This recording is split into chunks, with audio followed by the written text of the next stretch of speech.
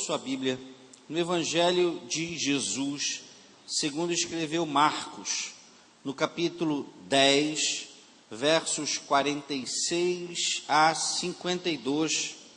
O Evangelho de Marcos é o segundo livro do Novo Testamento, capítulo 10, verso 46 em diante. É um texto conhecido, já musicado, sempre aparece nos filmes sobre Jesus, pela beleza da narrativa, e nós vamos aprender como estar, entrar, ficar, permanecer no lugar da bênção nesta tarde. Eu e você, com toda certeza, queremos ser abençoados por Deus.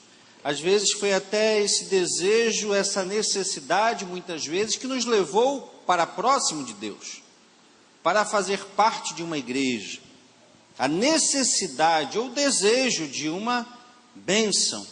E aqui nós aprendemos que mais importante do que buscar as mãos de Deus, e eu sempre falo das minhas filhas, por mais que eu as eduque, por mais que eu as treine a respeito disso, é interessante, não é?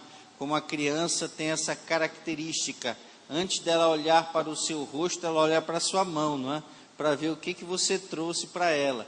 Até que você ensina, não é? Você vai, de alguma forma, disciplinando, de que ela precisa atentar mais para a pessoa do que para o que ela pode vir a trazer ou não. Mas a criança é assim. O crente novo também é assim. Ele vem em busca das mãos de Deus. E depois ele é ensinado, alguns aprendem, outros não, que quando você está face a face com Deus, você o tem na sua inteireza, você o tem na sua integridade. As suas mãos, a sua face, o seu abraço, todo ele está à sua disposição. A bênção é uma consequência, não passa mais a ser o objetivo maior de se buscar a presença de Deus, ou de se querer fazer parte da bênção de Deus ou da família de Deus. E esse texto fala a respeito de um homem que queria ser abençoado, um homem que precisava ser abençoado.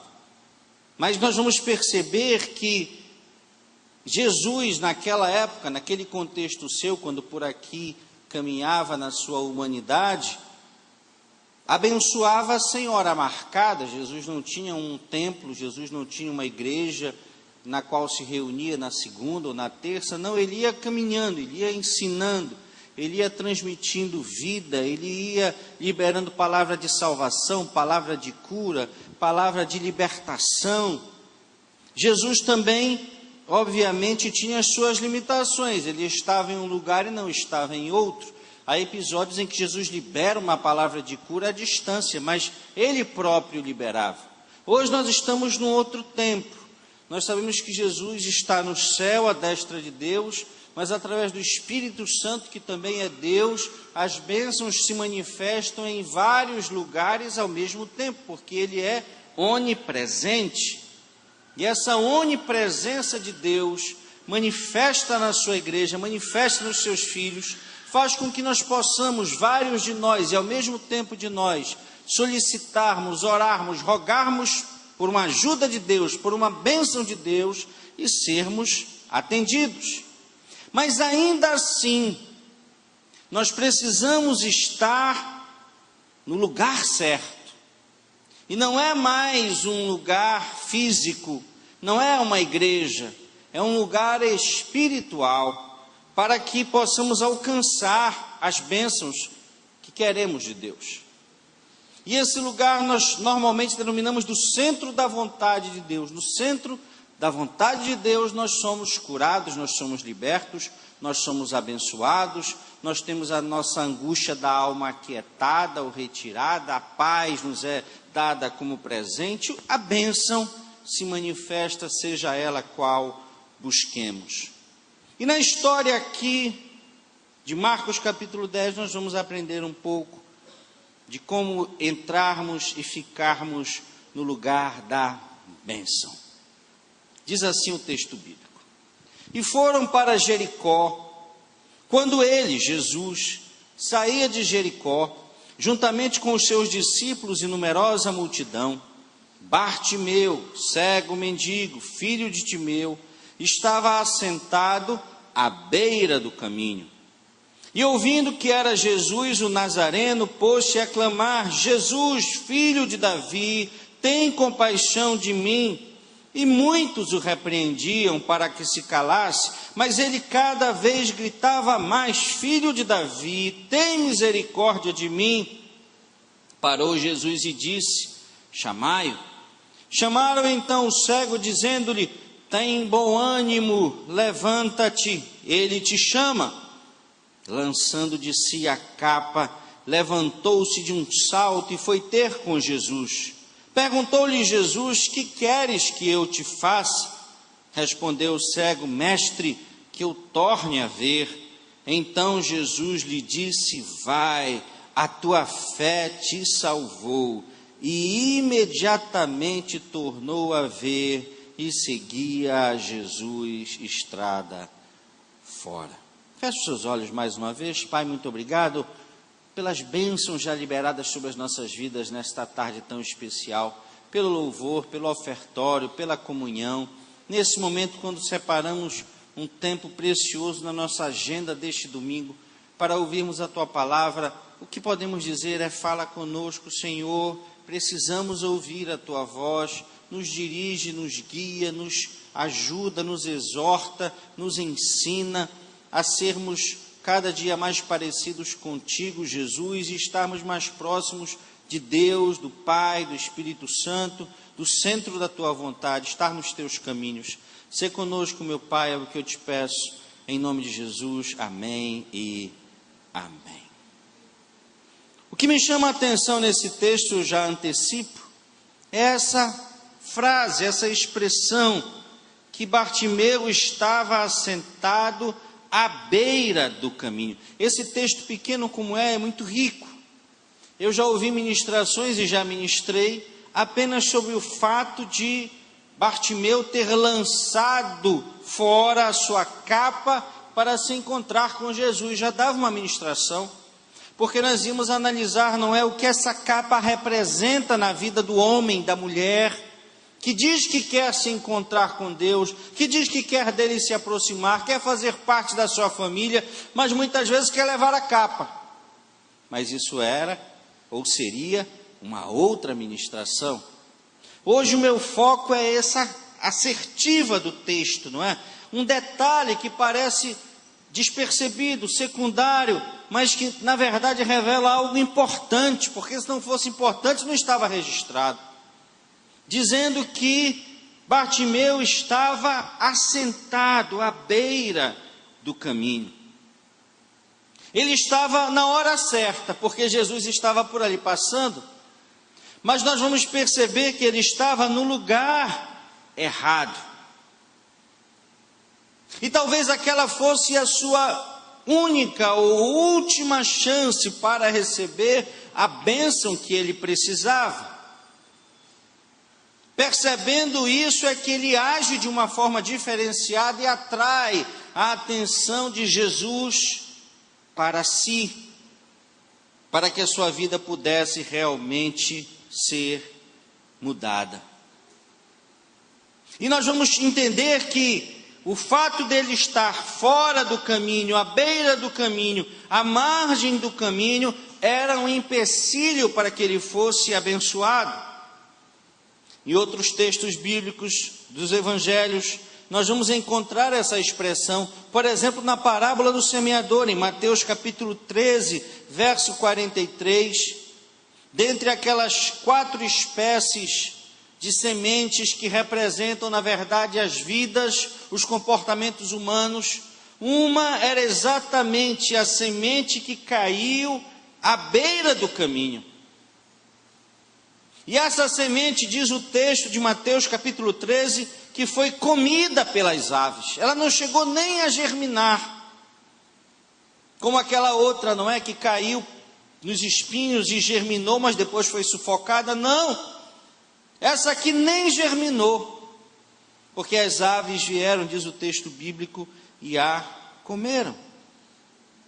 Depois, quando Jesus fala em Mateus 21 sobre a figueira, E aí não é uma parábola, é uma história, não é? E dessa história, de um episódio da sua vida, ele traz o ensino. Uma figueira que estava à beira do caminho. E quando Jesus dela se aproximou, não encontrou fruto.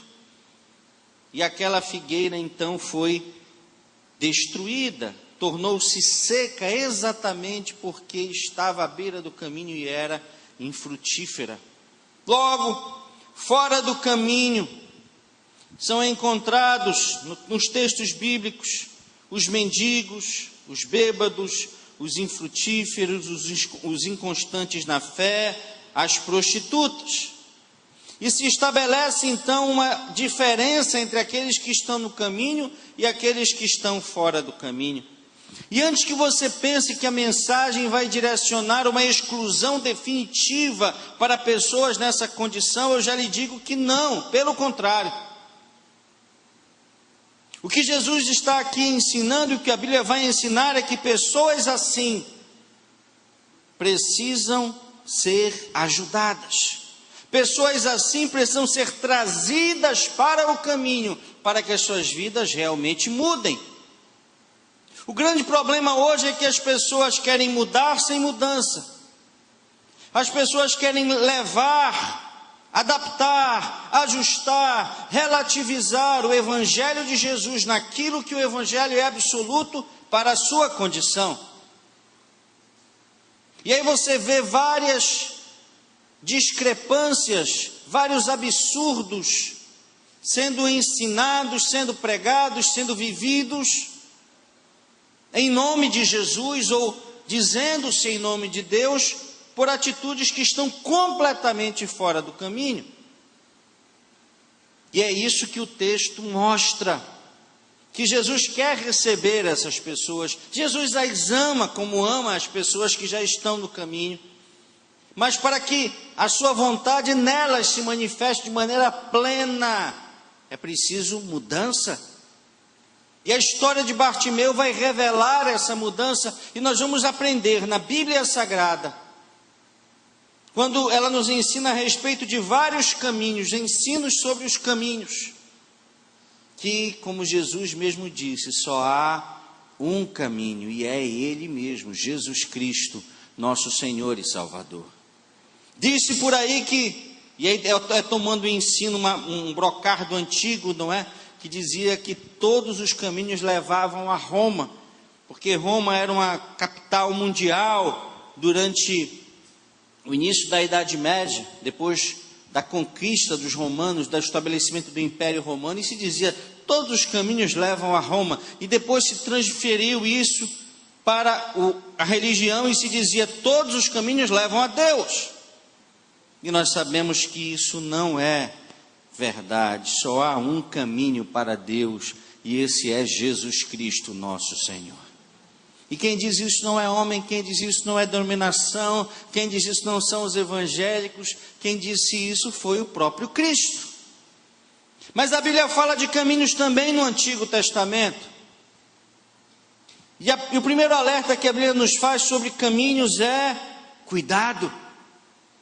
Cuidado com os desvios do caminho. E o exemplo que a Bíblia nos coloca é exatamente o de Deuteronômio capítulo 9, verso 16. Todos nós sabemos da história de Israel saindo do Egito, de como o povo de Israel foi protegido dos efeitos terríveis das 10 pragas que atingiram aquela nação pagã. Todos nós conhecemos a história de como Israel atravessou a seco o Mar Vermelho. Todos nós sabemos da história de que aquele povo no deserto foi alimentado por maná, como um pão que vinha todas as manhãs, foi alimentado por codornizas que vinham miraculosamente cair exatamente no arraial do povo de Israel. Todos nós sabemos que para amenizar o calor insuportável do deserto havia uma coluna de nuvem constante que guiava o povo para onde ele devia seguir. Todos nós sabemos, e o povo de Israel sabia também, que à noite havia miraculosamente uma coluna de fogo para aquecer o povo de Israel no frio do deserto. e guiá-lo em caminhadas pela noite. Todos esses milagres. Quando não havia água, Deus transformava a água amarga em água doce. Quando não havia lago com água, Deus fazia com que a água brotasse da pedra. Todos esses milagres. Mas a Bíblia diz, e aqui está em Deuteronômio 9,16, que quando Moisés subiu para receber as tábuas da lei, no Monte Sinai, em poucos dias, está aqui, olhei e eis que havíeis pecado contra o Senhor vosso Deus, tinhais feito para vós um bezerro de fundição, depressa vos tinhais desviado do caminho que o Senhor vos ordenara. Em poucos dias, depois de verem tudo aquilo, o povo já estava se desviando do caminho. E essa é uma marca de alguns crentes do nosso tempo, da nossa época. Alguns começam no caminho, mas se desviam dele depressa. Talvez você conheça pessoas que têm na sua trajetória de vida alguns lapsos temporais, não é? Tem gente que brinca, pastor Delcio já deve ter ouvido falar disso, tem namorado que termina, principalmente os homens, não é? Às vezes menos românticos e sérios nos relacionamentos que as mulheres, terminam o namoro na véspera do dia dos namorados, que é para não dar presente, não é? Tem gente que fala disso. E tem crente, irmão, que se chateia com o pai, com a mãe, com o pastor, com o discipulador, na véspera do carnaval, né? Aí diz que está chateado, está magoado, está indeciso, não sabe o que fazer e vai para o interior aí, num desses carnavais do interior, descontrair, desestressar, dar um tempo da igreja, da estrutura, para depois voltar na quinta-feira ou na próxima Santa Ceia para uma reconciliação. Dizem que a Santa Ceia depois do carnaval é a mais lotada de todas, não é?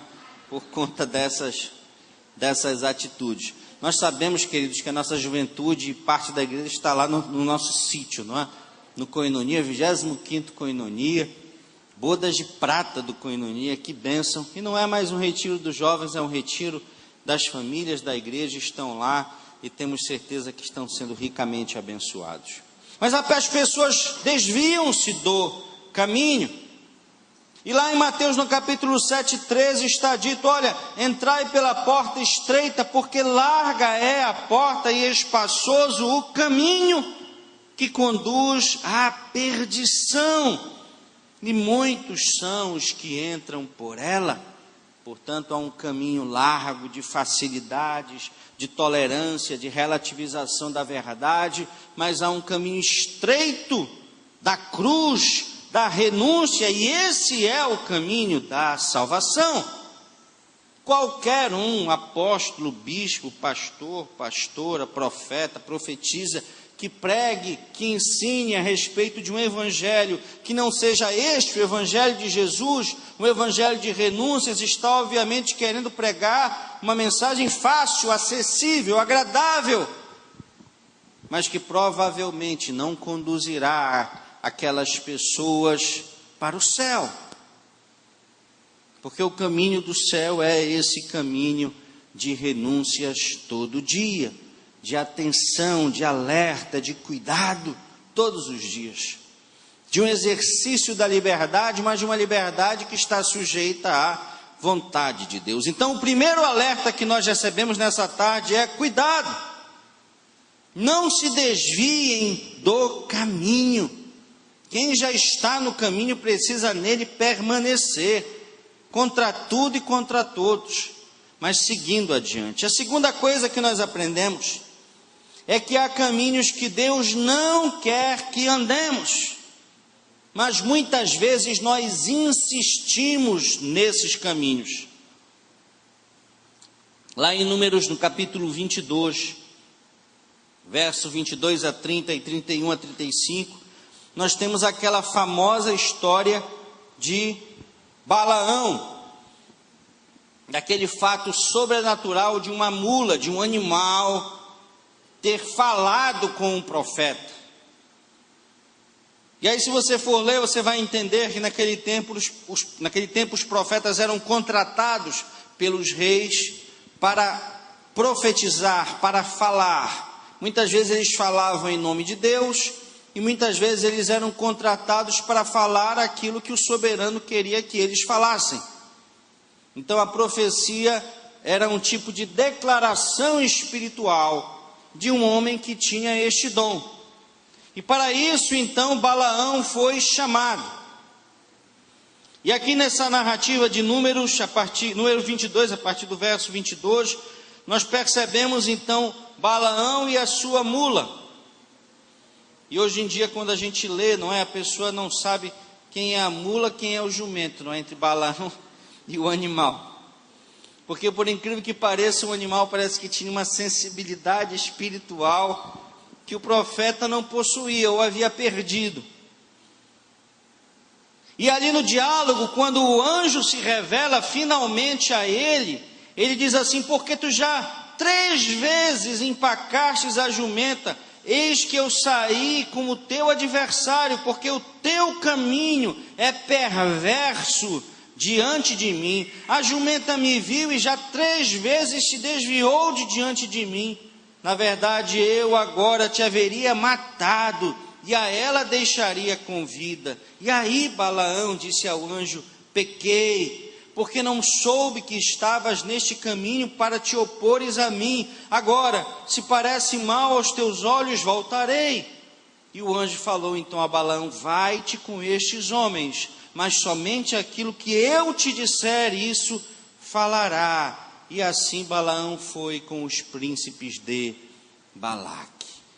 Queridos, tem crente, tem evangélico, tem irmão, tem irmã que insiste nas coisas.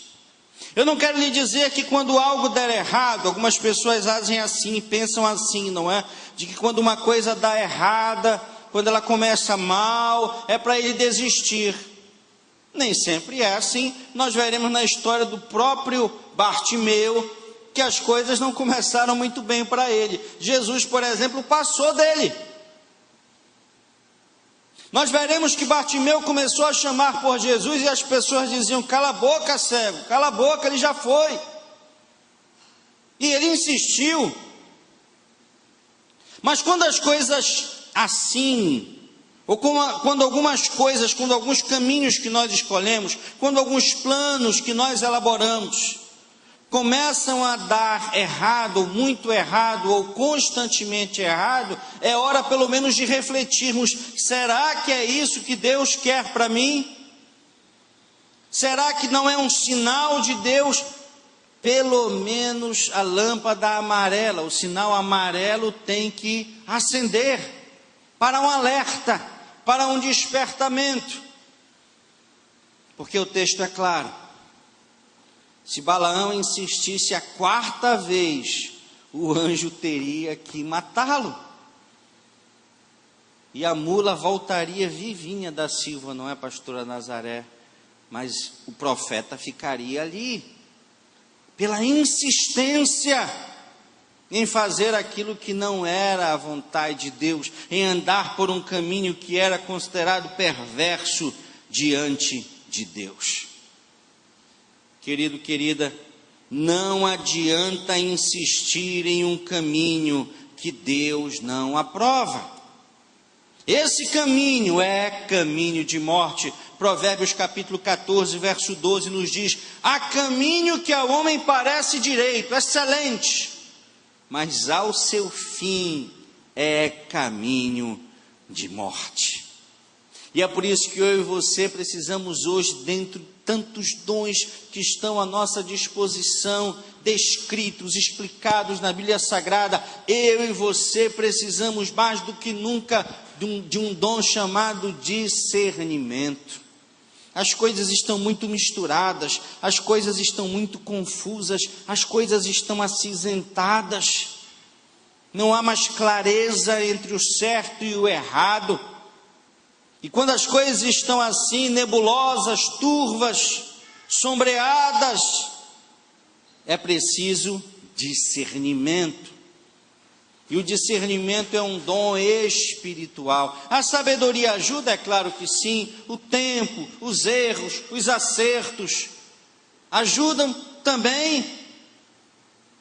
Mas o jovem ainda não tem essa experiência. E os jovens, os adolescentes hoje, mais do que nunca, precisam de discernimento de Deus. E é um dom, nós precisamos pedir que Deus conceda a todos nós. É preciso discernir espiritualmente os caminhos que devemos ou não devemos andar. A terceira coisa que nós aprendemos sobre caminhos na Bíblia é que há caminhos que não aparentam ser de Deus, mas são. A gente pensa que não é de Deus. A gente pensa que está sendo castigado. A gente pensa que é uma diminuição, que é derrota, que é fracasso, que é humilhação, mas não é. É preparo para a bênção. Olha, o mesmo povo de Israel, que teve que ficar 40 anos aguardando a entrada na terra prometida, o que podia parecer apenas mal, não era. Era uma preparação. Deuteronômio capítulo 1, verso 30 está escrito: o Senhor vosso Deus que vai adiante de vós, Ele pelejará por vós, segundo tudo que fez conosco diante dos nossos olhos no Egito, como também no deserto, onde viste que o Senhor vosso Deus, nele vos levantou, como homem leva seu filho, por todo o caminho pelo qual andaste, até chegardes a este lugar. Mas nem por isso crestes no Senhor vosso Deus, que foi adiante de vós por todo o caminho, para vos procurar o lugar onde devíeis acampar, de noite no fogo, para mostrar o caminho por onde haveríeis de andar, e de dia na nuvem. O deserto para o povo de Israel foi uma necessidade. Como assim, pastor? É que se aqueles homens e mulheres que saíram do Egito tivessem entrado 15, 20, 30 dias depois, como era possível geograficamente na terra de Canaã, eles teriam sido todos destruídos, dizimados. Aqueles homens não estavam preparados para entrar em Canaã. Era necessário um processo de depuração. Era necessário um processo, um filtro espiritual na vida deles. E o deserto cumpriu esse papel. É óbvio que quando nós pensamos em 40 anos, nós podemos dizer é muito tempo, e é realmente. Havia um outro diálogo, havia uma outra forma de Deus agir com aqueles homens. Na verdade, o fato é que todos eles morreram, com exceção de 2, Josué e Calebe. Uma nova geração se levantou, e aquela geração estava então apta, preparada para os desafios da ocupação de Canaã.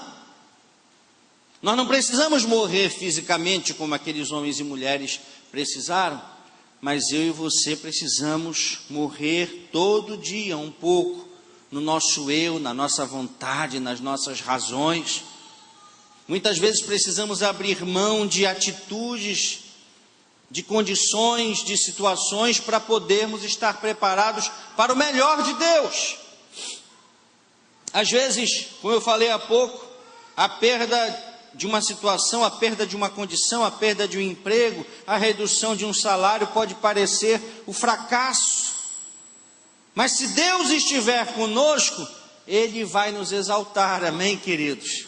E nós vamos depois, no final desse novo ciclo, para uma condição melhor ainda do que antes estávamos. Talvez essa seja a história da sua vida, eu posso lhe dizer com toda certeza que é a história da minha vida. Todas as vezes que eu tive que dar um passo para trás, logo, quando eu aprendi a lição, Deus me levou vários passos para frente.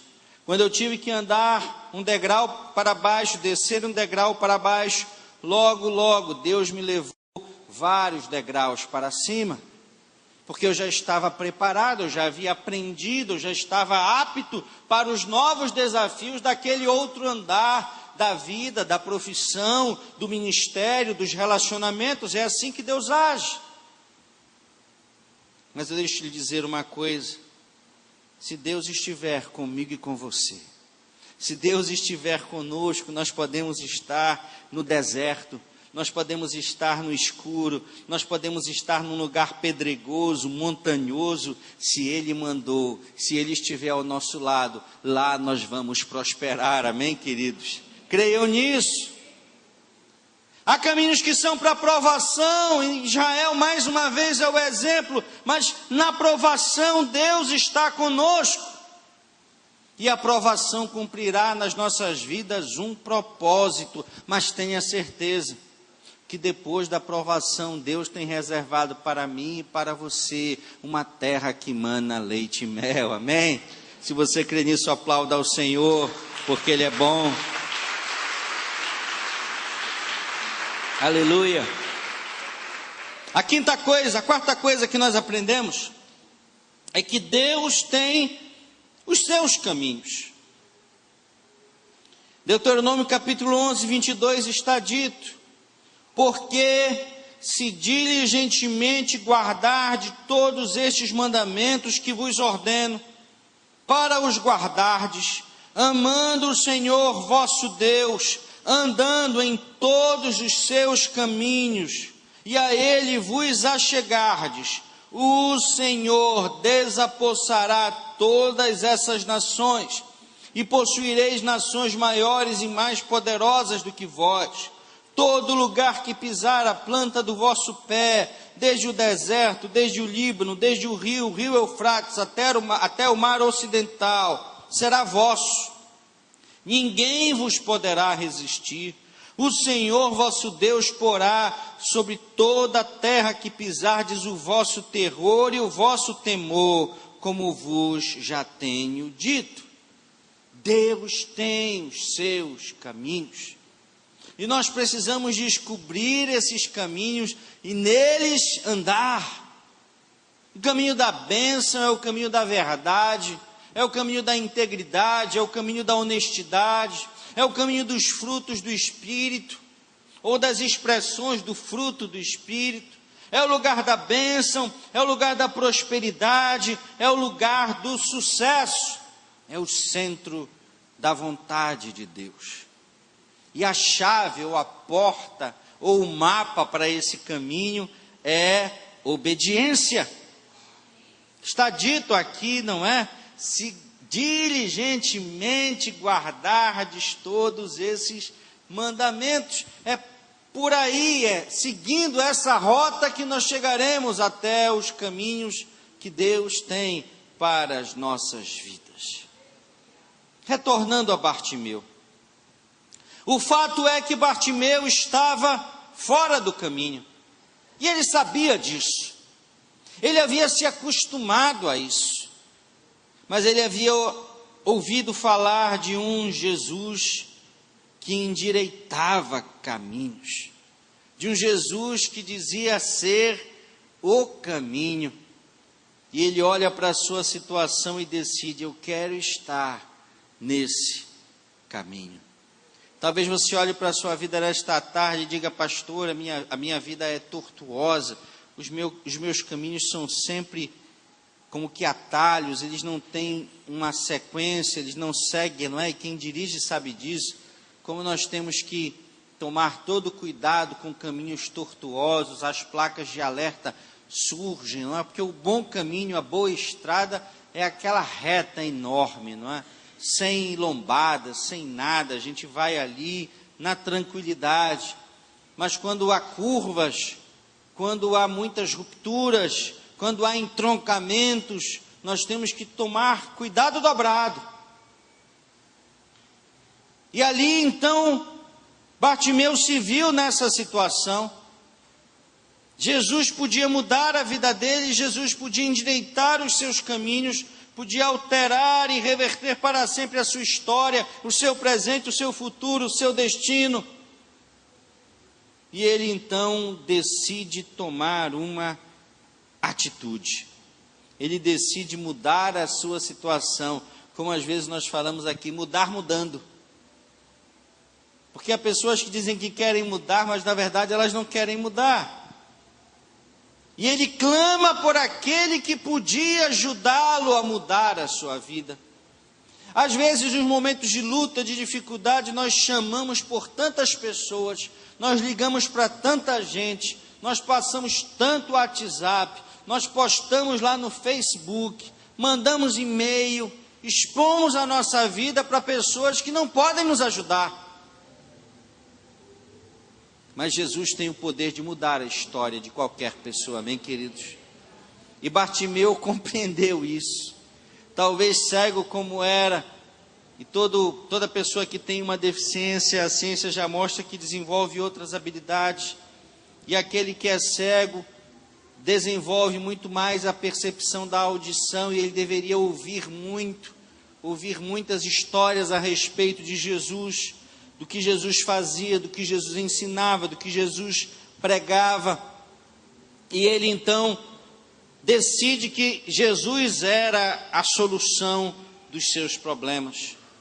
E a Bíblia diz que ele então passou a gritar: Jesus, filho de Davi, tem misericórdia de mim. No verso 28 do texto que lemos, está escrito que as pessoas repreendiam o cego, pedindo para que ele se calasse. Essas pessoas representam a sociedade. Essas pessoas representam muitas vezes as estruturas religiosas. Às vezes até os discípulos de Jesus, que querem limitar o acesso das pessoas a Ele. E isso aconteceu várias vezes durante o ministério de Jesus, inclusive no que concerne às crianças, porque achavam que as crianças iriam atrapalhar os ensinos de Jesus, e ele dizia: não, deixai vir a mim os pequeninos, porque desses é o reino dos céus. Mas nós sempre encontramos obstáculos quando queremos nos aproximar de Deus. Mas Deus não nos chamou para sermos impedimentos. Deus não nos chamou para erguermos muralhas de proteção entre as pessoas e Ele, não. Deus chamou a mim e a você para sermos pontes que ligam as pessoas até Jesus, amém? Onde quer que estejamos, nós temos que ser aquelas pessoas que apresentam Jesus e que conduzem pessoas como Bartimeu, que estão necessitadas de um encontro poderoso e transformador com Cristo, até a presença daquele que endireita caminhos, daquele que recebe as pessoas como elas estão, por mais que vá transformá-las, e essa transformação é necessária, é obrigatória. Mas só Jesus faz isso, e Ele faz no seu caminho. Queriam impedir que Bartimeu viesse para o caminho. Aquelas pessoas tentaram e queriam impedir o encontro que iria mudar para sempre a vida daquele homem. E aí nós temos que ter certeza de que quando nós decidimos mudar de vida, e talvez essa decisão eu e você tomemos ainda hoje, quando nós decidimos mudar de vida, entrar ou voltar ao caminho do centro da vontade de Deus, muitos obstáculos surgirão. Por isso é que o discipulado, a amizade, o acompanhamento da consolidação é tão importante. Não numa característica mecanizadora ou substituidora da ação do Espírito Santo, não. Mas é que nós sabemos que depois de uma decisão de conversão, de mudança, de entrega de vida a Jesus, o inferno todo, de um mundo que jaz no maligno, se organizará para desfazer aquela decisão, para tentar demonstrar àquela pessoa que a decisão tomada é equivocada, de que foi apenas um momento de emoção, de que foi apenas um momento de desespero, de que não vale a pena o preço, de que as perdas são muito grandes, de que as perdas são maiores do que os ganhos. E é por isso que o discipulador, o amigo, o conselheiro precisa estar próximo para ajudar essa pessoa, para repreender essas vozes do inimigo que muitas vezes querem nos atrapalhar de chegarmos a esse nível maior de intimidade com Deus, com Jesus. Essas oposições podem brotar do nosso eu, podem brotar, surgir de amigos, falsos amigos, do próprio reino das trevas e às vezes, como nesse caso, até de seguidores de Jesus, de pessoas que se dizem crentes. Mas a decisão final sempre é minha, sempre é sua. Quem vai decidir qual voz ouvir, quem vai decidir se recua ou se avança, é a pessoa. Bartimeu tinha duas alternativas. A primeira era desistir, ficar como estava, ficar à beira do caminho. Quem sabe esperando um outro dia, uma outra oportunidade, um outro culto, uma outra reunião, quando fosse mais maduro, quando já tivesse resolvido as suas pendências nos relacionamentos, quando já tivesse pago as suas dívidas, quando já tivesse melhorado a sua condição, ele então procuraria Jesus. Bartimeu podia desistir porque Jesus já estava longe, porque havia muitas pessoas, muita gente. Talvez ele pensasse: eu nasci assim, eu sempre fui cego, porque agora eu vou querer ver. E essas frases, esses sentimentos de inferiorização, de autocomiseração, poderiam fazer com que Bartimeu se calasse e desistisse, pensando: é assim mesmo, perdi a minha chance, eu sou um fracassado, eu sou um frustrado, nunca venci, nunca fui abençoado, e não é hoje que as coisas vão mudar. Mas havia uma outra alternativa: insistir. Entre desistir e insistir, Bartimeu escolheu insistir, romper com todas as barreiras e limitações, vencer todas as dificuldades humanas e espirituais que queriam lhe impor. Ele clama mais ainda. Queriam abafar a sua voz, mas ele grita mais alto. Por mais que isso parecesse ridículo, por mais que isso parecesse loucura, assim age Bartimeu.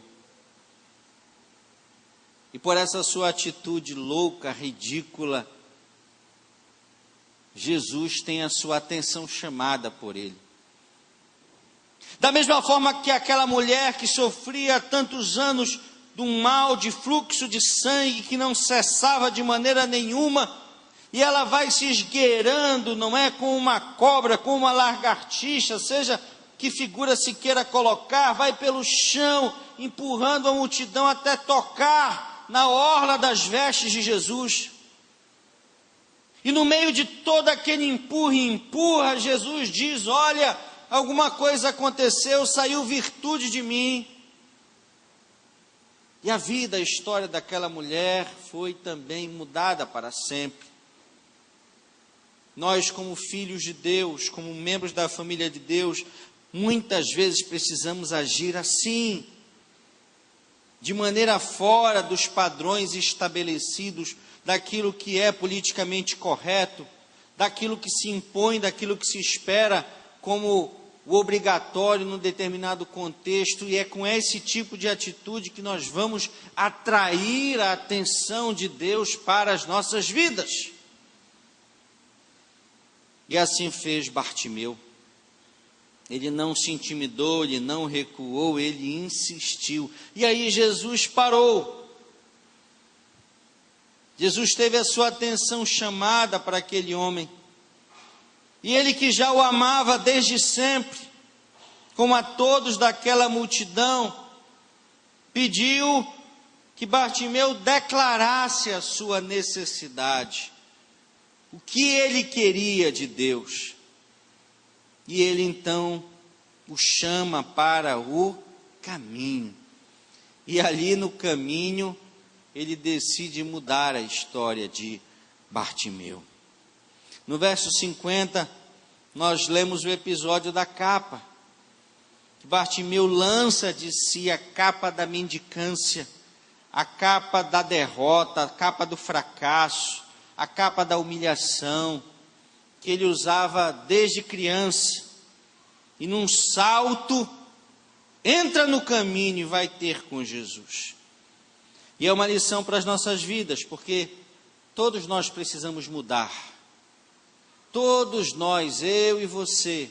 Eu, quando aceitei Jesus há décadas atrás, mesmo tendo nascido no Evangelho, você há alguns meses, alguns anos, algumas décadas, não sei, todos nós precisamos abrir mão de alguma coisa para nos aproximarmos de Jesus. Não adianta aquele que pensa que adentrará o caminho e trará tudo que teve antes, agirá da mesma forma, trará o seu vocabulário, trará as suas ações e reações, trará e ficará com os seus sentimentos. Não! E Bartimeu parece que compreendeu isso muito rapidamente, porque a primeira coisa que ele fez foi lançar fora a sua capa, como que dizendo: olha, eu já não volto mais para cá, esse lugar não é meu, a minha vida vai mudar hoje, agora. Alguns não querem deixar nada, recebem um chamado de Deus, mas querem levar tudo. Isso não é possível. E no verso 51, Jesus então pergunta a Bartimeu: o que queres que eu te faça? Essa frase é importante, queridos, queridas, porque há pessoas que pensam que Jesus é um estraga-prazeres. Há pessoas que pensam que porque o crente deixa de ir a alguns lugares, deixa de fazer algumas coisas, deixa de pular o carnaval, deixa de participar de festa de São João, que a vida do crente é menos feliz por conta disso. Então Jesus está ali apenas para estragar os prazeres que eu tenho? Não, pelo contrário. Jesus entra na nossa vida para estabelecer as verdadeiras prioridades, amém, queridos? E ele vai então e pergunta: o que queres que eu te faça? Qual é a tua verdadeira necessidade? Tu queres a felicidade passageira de 4 dias, que termina quase sempre em tristeza, em ressaca, em problemas, em dificuldades? Ou tu queres a felicidade duradoura, mesmo em meio a lutas e tribulações? E o homem sábio, a mulher sábia, opta pela segunda. Ele luta, ele sofre, ele se abstém, ele se recolhe, ele renuncia, mas ele sabe que há um presente no céu que nunca passará, amém, queridos? Que há uma eternidade ao lado de Deus que suplantará, que superará qualquer alegria momentânea de festas, de baladas, de carnavais, de São Joões, seja do que for. O que tu queres que eu te faça? Jesus se importa comigo e com você. Jesus sabe do que precisamos. E Jesus é a única pessoa que sabe de nós mais do que nós mesmos. As pessoas sabem muito pouco de nós. Nós sabemos muito de nós, mas Jesus sabe mais de nós. Jesus vai para além daquilo que nós projetamos como o melhor, como o mais excelente, e no seu infinito e grande amor, muitas vezes como um irmão, como um pai amoroso, tem como melhor resposta para nós o não. Hoje os psicólogos mesmos dizem, não é, que é preciso dizer não, saber dizer não para os filhos, e dizer não, não faz parte da formação, da educação, da disciplina. E às vezes nós achamos que estamos abandonados por Deus, porque não ouvimos a sua voz. E aí não percebemos que o silêncio de Deus, ou não de Deus, é a mais importante e a mais reveladora expressão de amor que Ele poderia nos oferecer em determinada circunstância. Porque se Ele nos dissesse sim, Ele estaria nos dando mal. E como a Bíblia diz que uma mãe não dá pedra a um filho que lhe pede pão, Deus também não fará isso. Não dará mal aos seus filhos, ainda que eles insistentemente assim o peçam, assim ajam. O que queres que eu te faça? Essa pergunta é feita a nós também, todo dia, mas sabendo que se as nossas vidas estiverem nas mãos de Deus, Ele só nos dará o que é melhor para nós. E por fim, no verso 52, Jesus lhe disse: vai, a tua fé te salvou. E imediatamente começou a ver e a seguir Jesus no caminho. Bartimeu teve uma conversão automática. Deixou a sua capa e nessa sua atitude já estava pronto. Jesus, eu te seguirei daqui para diante. Ninguém sai de um encontro com Jesus da mesma forma que entrou. Bartimeu era cego, agora via, foi curado. Bartimeu estava perdido, agora estava salvo, recebeu o presente maior da salvação. E aquele homem que andava à beira do caminho, fora do caminho, à margem do caminho, agora estava dentro do caminho, a sua vida tinha mudado para sempre. E o mesmo convite Jesus faz a mim e a você nessa tarde. Filho, filha, venha para o caminho. É aqui que eu vou te abençoar, é aqui que eu vou te curar, é aqui que eu vou te ensinar, é aqui que eu vou te libertar, é aqui que nós vamos juntos seguir rumo ao céu.